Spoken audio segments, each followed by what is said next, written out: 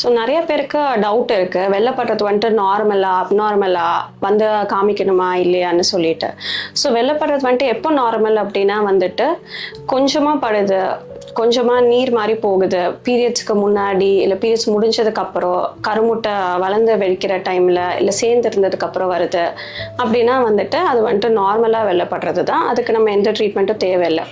ஆனால் எப்போ நம்ம டாக்டர் கிட்ட போய் காமிக்கணும் அப்படின்னா, வெள்ளைப்படுறது அதிகமாக போகுது, மஞ்சளாக போகுது, இல்லை தயிர் மாதிரி படுது, இல்லை பச்சை கலரில் போகுது, இல்லை அதிகமாக போய்கிட்டே இருக்குது, எல்லா நாளும் இருக்குது, அதிகமாக ஸ்மெல் வருது அப்படிங்கிற பட்சத்தில் வந்துட்டு உடனே நம்ம டாக்டரை வந்து அணுகணும். கூட வந்துட்டு ஊறல் இருக்குது, வயிறு வலி இருக்குது, காய்ச்சல் இருக்குது, வேற யூரின் போகும்போது ஏதோ எரிச்சல் இருக்குது, அந்த மாதிரி பிரச்சனைகள் சேர்ந்து வெள்ளைப்படுறதோடு இருக்குனாலும் உடனே வந்து டாக்டர் செக் பண்ணி பார்த்துக்கிட்டா தான் நம்ம அந்த இன்ஃபெக்ஷனுக்கும் ட்ரீட் பண்ணலாம்.